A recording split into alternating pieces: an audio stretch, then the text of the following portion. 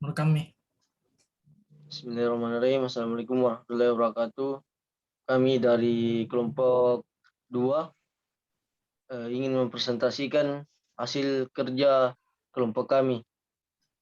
Baik, terima kasih. Saya lemparkan ke Wahdini Aulia.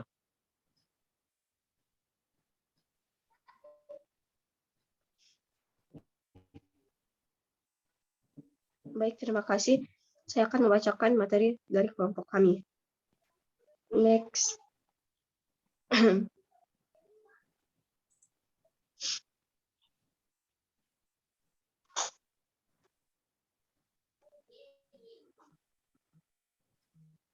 Sulfan next. Next. Amsterdam. Amsterdam adalah kota terbesar sekaligus ibu kota Belanda. Amsterdam memiliki jumlah penduduk sebanyak 980.876 jiwa di dalam batas kota. Populasi perkotaan 1.209.419 jiwa dan populasi metropolitan 2.158.592 jiwa. Amsterdam terletak di Belanda bagian barat, di Provinsi Holland Utara. Meskipun ibu kota Holland Utara adalah Herlin, Sungai Amstel berakhir di pusat kota yang terhubung ke sejumlah besar kanal yang akhirnya berakhir di Jalan Amsterdam berada sekitar 2 meter di bawah permukaan laut. Tanah di sekitarnya datar karena terbentuk dari polder-polder besar. Sebuah hutan buatan Amsterdam Bos berada di barat daya. Amsterdam terhubung ke laut utara melalui kanal laut utara yang panjang. Amsterdam yang terurbanisasi seperti juga wilayah metropolitan Amsterdam yang mengelilinginya. Kota ini memiliki luas 219,4 km kubik, 4.457 penduduk per kilometer, dan 2.275 rumah per kilometer. Taman dan cagar alam membentuk 12% dari luas daratan Amsterdam. Next.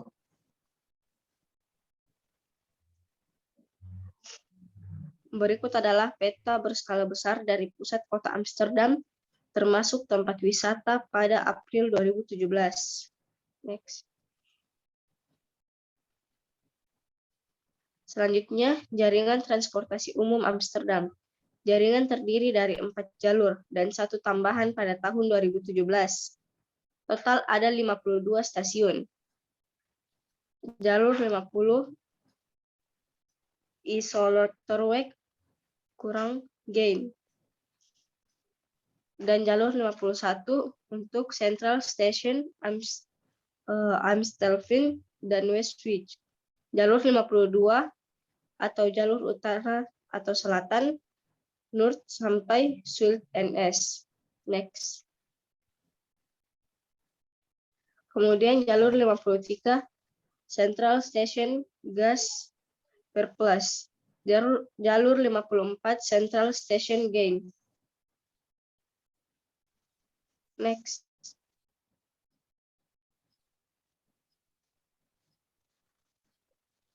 Next.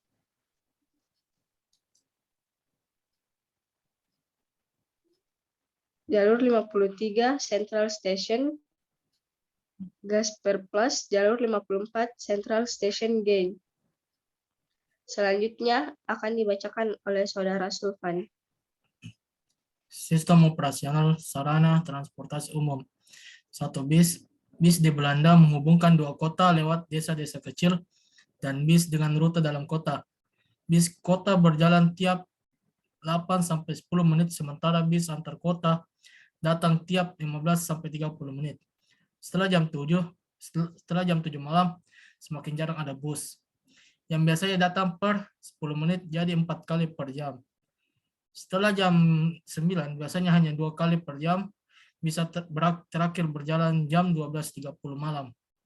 Setelah itu tidak ada bus lagi kecuali weekend, ada disco bus tiap jam hingga Jam 4 ada disco bus yang untuk orang yang keluar dalam malam dan pulang dini hari. Di dalam bus tersebut tersedia fasilitas untuk penyandang cacat dan free wifi on board.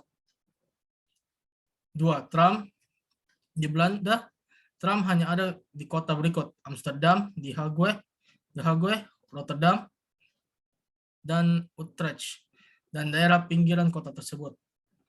Ketiga, metro. Metro hanya ada di Amsterdam dan Rotterdam, dan juga terbatas tujuannya. Jaringan metro di kedua kota ini sangat terbatas. Tidak bisa dibandingkan dengan metro di Paris atau Toulouse di London. Kereta api. Belanda mempunyai jaringan rel kereta api yang luas. Tarif kereta api termasuk mahal, tapi naik kereta api di sini termasuk nyaman dan cepat. Naik kereta api hanya menurut komuter setiap hari, kadang kereta api datang terlambat. Ada 3 jenis kereta api di Belanda: stop train, kereta api yang berhenti di setiap stasiun; intercity train, kereta api dengan rute jauh dan hanya berhenti di stasiun besar; yang terakhir, kereta api antar negara. Di Eropa memang bisa travel dan kereta api. Kereta api cepat Thalys berangkat dari Amsterdam lewat Antwerpen, Brussels di Belgia, dengan tujuan akhir Paris, Prancis. Di musim panas Thalys bahkan berjalan lebih jauh lagi ke Prancis Selatan. Dengan mobil Amsterdam, Marseille memakan waktu 10 jam, dengan Thalys hanya dengan jam. Kereta api internasional lainnya yang sering hanya dinaiki adalah IC train dengan rute Amsterdam, Utrecht, Arnhem, Düsseldorf, Cologne, dan Frankfurt di Jerman.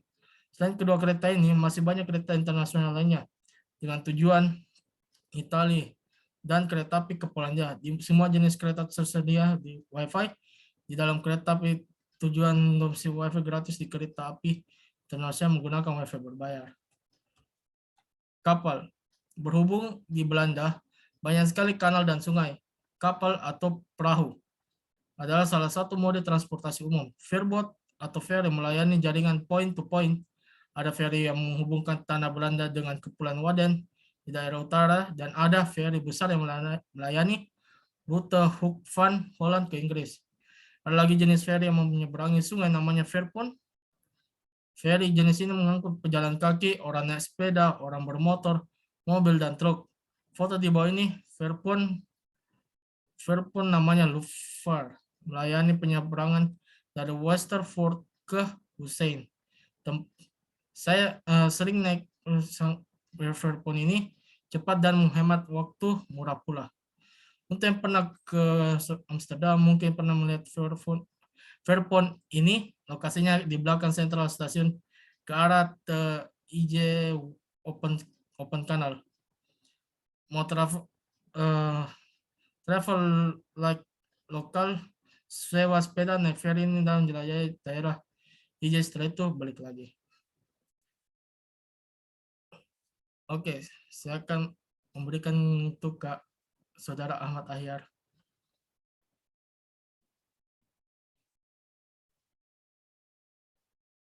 Baik, terima kasih. Sistem tiket pintu masuk dengan membaca tiket elektronik. Semua jalur metro di Belanda menggunakan strip pencard, kartu sistem tarif nasional. Sebagai tiket, strip pencard akan distempel di mesin tiket dan juga berlaku untuk bentuk transportasi publik lain yang menggunakan strip pencard seperti bus, tram, ferry, dan beberapa kereta api. Tahun 2006, sistem metro mulai memperkenalkan pengganti strip pencard, sebuah kartu pintar yang disebut office chip card. Gerbang tiket baru dipasang di semua pintu masuk stasiun dan mesin check-in dan atau check-out, khusus jika stasiun berbagi dengan jalur kereta api dan tram.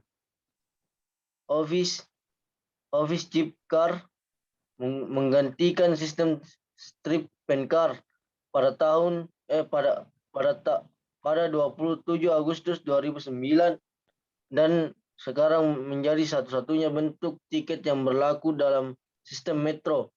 Next. Office chip car. Naik kendaraan umum di Belanda wajib menggunakan office chip car, open bar vervoer atau transport umum. Office chip car itu smart car dengan saldo yang kita isi untuk membayar tarif di bis, kereta, metro, dan tram. Saldo akan dihitung menurut jarak yang ditempuh. Harga satu office chip car yaitu 7,5 $.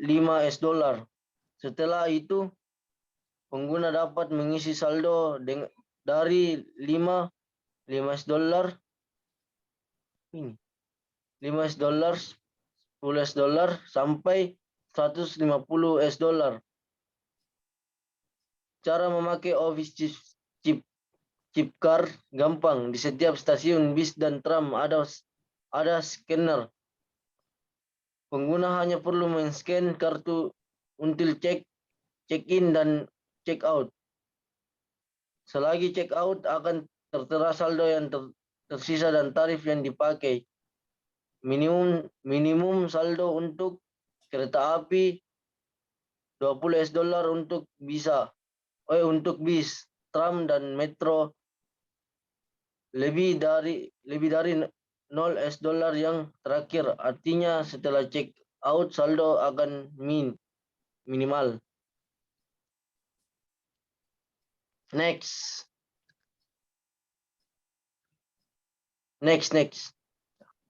Kelebihan dan kekurangan transportasi umum. Belanda merupakan negara yang memiliki sistem transportasi ramah lingkungan yang dapat menjadi panutan bagi negara Indonesia. Banyaknya masyarakat Amsterdam berpergian dengan menggunakan sepeda mereka atau bahkan berjalan kaki saja. Jarak 1 sampai 2 kilometer bagi mereka bukanlah jarak yang jauh untuk ditempuh dengan berjalan kaki. Kondisi lalu lintas yang jarang bahkan tidak pernah macet membuat masyarakat Belanda merasa nyaman tinggal di sana. Karena tingkat kesadaran mereka yang cukup tinggi terhadap pentingnya menjaga lingkungan hidup, mereka memilih untuk menggunakan transportasi umum, sepeda, atau berjalan kaki ketika berpergian. Next. Selain itu, Amsterdam juga memiliki kendaraan unik. Sejenis becak yang biasanya digunakan untuk mengantar anak mereka ke sekolah. Mereka tidak merasa malu menggunakan kendaraan tradisional. Justru banyak sekali yang saya jumpai mereka menggunakan kendaraan tradisional untuk sarana transportasi. Hampir setiap rumah memiliki minimal satu sepeda atau satu becak. Sepeda mereka gunakan untuk berangkat kerja atau bepergian ke pusat kota, sedangkan becak digunakan untuk mengantar anak mereka ke sekolah. Dengan memperhatikan kondisi masyarakat yang lebih menggunakan transportasi sepeda dalam kehidupan keseharian, maka pemerintah Belanda membuat area khusus bagi para sepeda untuk bersepeda. Alhasil, para pesepeda di Belanda tidak mengganggu lalu lintas mobil-mobil di jalan utama. Jadi, Belanda terdapat 3 area jalan, yaitu jalan bagi para pesepeda, jalan bagi bus, dan jalan utama bagi mobil-mobil. Disebabkan mayoritas masyarakat Belanda yang menggunakan kendaraan tradisional dalam berpergian, suasana udara di negeri kincir angin itu suasana semakin sejuk dapat kita rasakan setiap saat di Belanda. Karena sangat minim polusi udara akibat kendaraan bermotor. Akan Akan tetapi transportasi umum di Amsterdam tidak mudah diprediksi dan transportasi umum di Amsterdam juga dapat tiba-tiba berhenti bekerja tanpa adanya pemberitahuan sebelumnya. Next. Perbandingan dengan sistem transportasi umum di Indonesia. Kendaraan di Amsterdam semua bus memiliki bentuk yang hampir sama. Pintu dan jendela lebar berlapis kaca tertutup. Tujuannya agar penumpang aman di dalam tetapi mudah keluar apabila terjadi kecelakaan. Umumnya satu bus memiliki 3 pintu. Pintu depan yang langsung terhubung dengan supir untuk memudahkan penumpang yang ingin bertanya. Pintu tengah dengan ukuran lebih lebar untuk memudahkan penumpang dengan stroller maupun kursi roda. Dan pintu belakang untuk memudahkan akses penumpang apabila 2 pintu sebelumnya terlalu penuh. Next. Pintu-pintu tersebut hanya akan terbuka selama 10 detik lalu menutup otomatis. Namun hal yang perlu digarisbawahi adalah bus tidak akan jalan apabila pintu belum tertutup sempurna. Padahal ada banyak faktor yang menyebabkan pintu tidak menutup secara otomatis loh. Seperti ada orang berdiri terlalu dekat dengan pintu, tombol berhenti yang tidak sengaja tertekan, atau penumpang yang terlalu banyak. Kebanyakan bus penuh semua penumpang buru-buru, tapi bus nggak bisa jalan karena pintunya ketutup. Coba bandingkan dengan bus di Indonesia, Kopaja misalnya. Kopaja memiliki 2 pintu yang bertangga. Tujuannya agar kita selalu memperhatikan setiap langkah kaki kita. Kalau nggak diperhatikan bisa jatuh. Selain itu, pemilihan tangga berundak juga memperbanyak variasi posisi berdiri penumpang ketika jam sibuk tiba. Di tangga teratas atau terbawah, asalkan kaki masih menapak, maka kita akan selamat karena pintu tersebut tak pernah tertutup, selalu terbuka. Jadi pintu bukan halangan untuk terus berjalan. Next.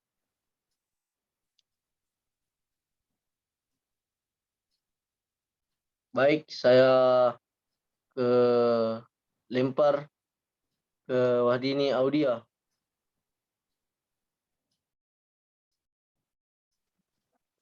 Baik, terima kasih.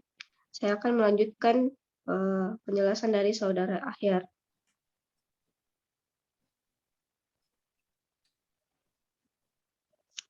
Yaitu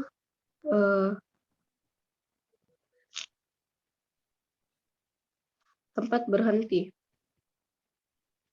Bus dan tram di Amsterdam harus berhenti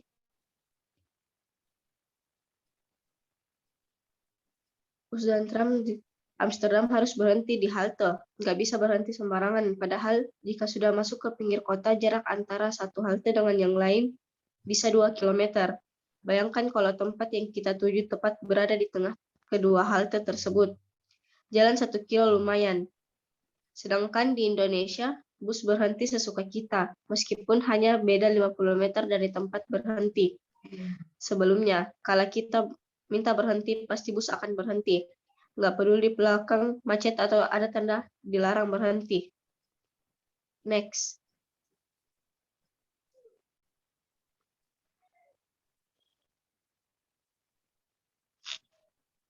Cara pembayaran. Di Amsterdam, kita wajib menggunakan OV chip card atau open bar Vervoer atau transport umum untuk menaiki transportasi umum. Yang pengguna hanya perlu men-scan kartu untuk cek dan check out di scanner yang ada di stasiun bis dan tram.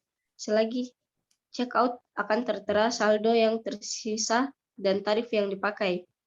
Sedangkan di Indonesia, apabila menaiki bus lokal, tidak perlu pusing-pusing memikirkan cara membayarnya. Cukup diam di tempat dan menunggu datangnya tangan dari entah berantah, disertai suara gemercik koin yang menyuruh kita untuk membayar.